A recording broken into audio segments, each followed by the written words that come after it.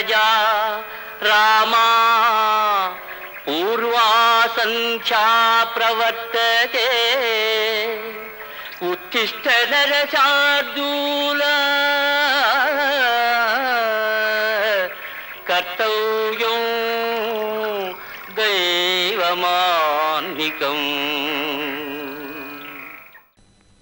ఇవన్నీ చెప్పుకునే ముందు కొన్ని రకాల ప్రశ్నలకి మనం సమాధానం చెప్పుకోవాలి. ఇవేమిటి?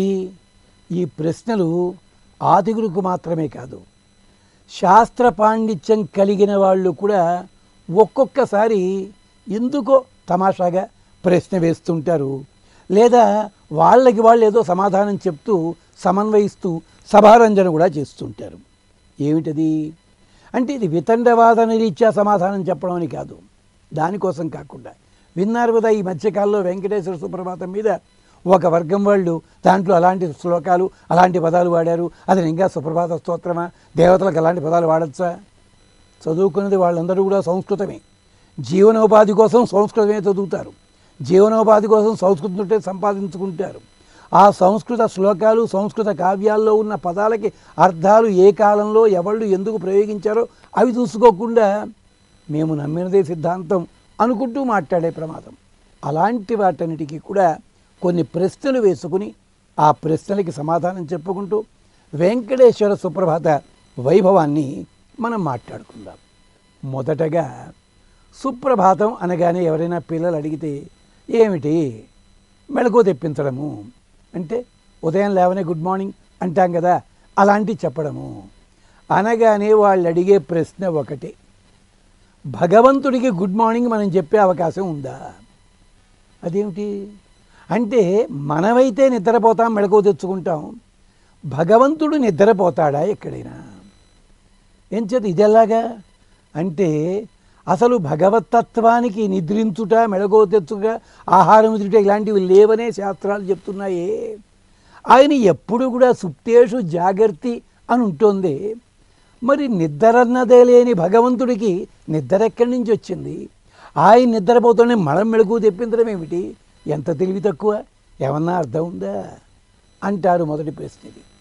నిజమే, మరి ఎవరు మెళకువ తెప్పించాలి? ఎలాగిది అవసరం ఉందా?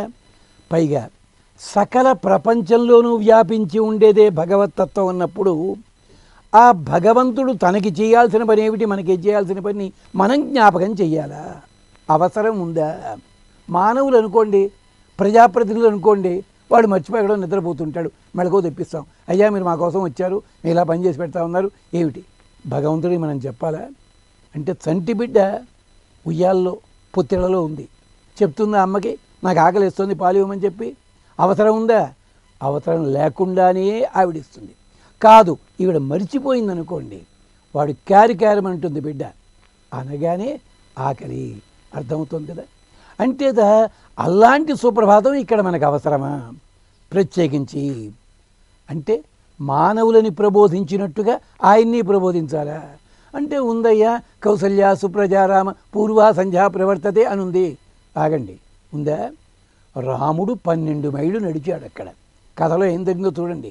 అధ్యర్థ యోజనం గత్వా, ఒక యోజనం పైన అరయోజనం, యోజనం అంటే 8 మైళ్ళు, 14 మైళ్ళు నడిపించాట.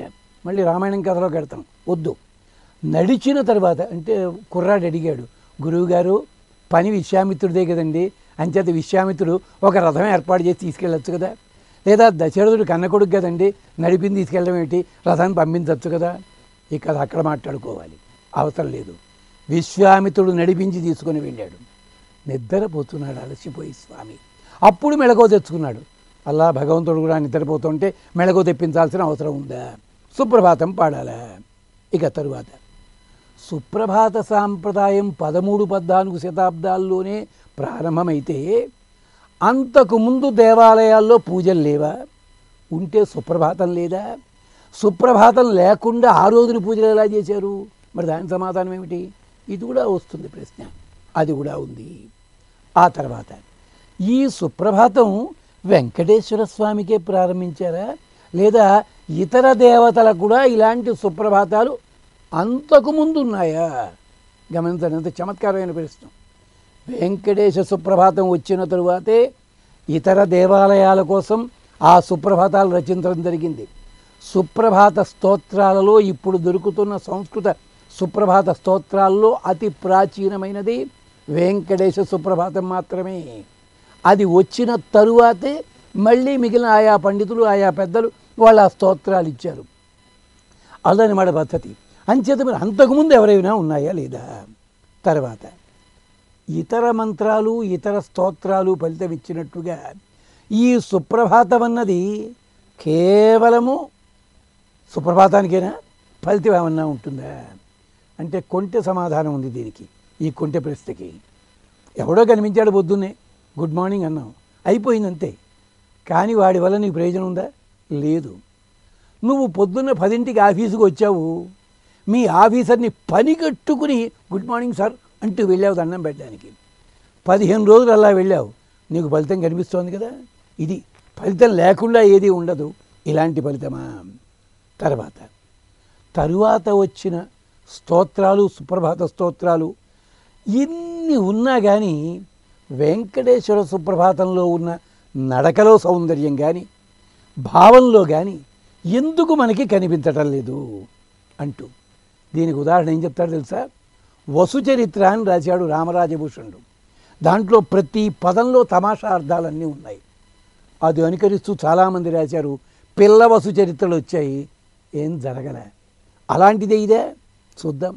అంటే ఇన్ని విశేషాలు ఉన్నాయి, ఏం చేద్దాము అంటే వీటికి సమాధానం వరుసగా చెప్పుకుందాం. మొదటగా సుప్రభాతం అంటే ఏమిటి? దీంట్లో 3 పదాలు ఉన్నాయి. భా, ప్రభా, సుప్రభా. భా అంటే కాంతి, ప్రభ అంటే ప్రకృష్టమైన కాంతి, ఆ కాంతిలో ఏ దోషము ఉండడానికి వీల్లేదు. సుప్రభాత, సుప్రభా తకార శబ్దం అనేది వ్యాకరణం ప్రకారం వచ్చింది.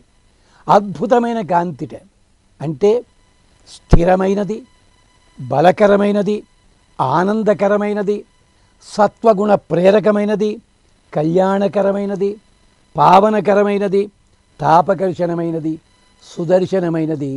ఆ కాంతి ఏదుందో అది సుప్రభాతము, గొప్పదైన కాంతి. సుప్రభాతం అని ఎప్పుడంటాం అంటే పట్టపగల్లా ఉండేలాగా లైట్లన్నీ వేసేసి నిద్రపోతున్న వాళ్ళని మెళుకు తెప్పించేసి సుప్రభాతం అంటే బాగుంటుందా? కాదు.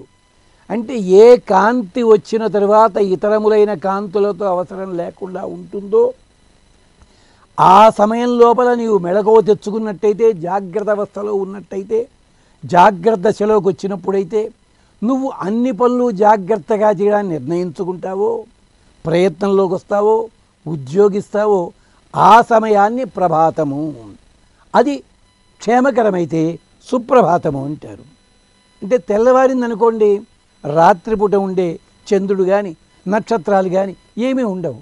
రాత్రిపూట చీకటి ఉంటుంది, వెలుతురు ఉంటుంది. కానీ పగటిపూట ఉన్న వెలుతురు, ఈ చంద్రుడు కానీ నక్షత్రాలు కానీ ఏదీ లేకపోయినా ఆఖరికి మబ్బు చాటున ఉన్న సూర్యుడు ఆ కాంతి ఉంటుంది, పూర్తి వెలుతురు ఉంటుంది. అది సుప్రభాతం. అంటే సుప్రభాతం అంటే అర్థం ఏమిటన్నమాట? ఏ రోజునైతే ఏ క్షణాన్నైతే నీ ఆలోచన నీకొక ప్రేరణ కలిగించి, నీ ప్రయత్న లోపాన్ని తొలగించి, నీవు చేస్తున్న పని 10 మందికి ఉపయోగించేలా ఉంటుందో అలాంటి దానికి పేరు సుప్రభాతము. కౌసల్యా సుప్రజా రామా పూర్వా సంధ్యా ప్రవర్తతే ఉత్తిష్ట నరశార్దూల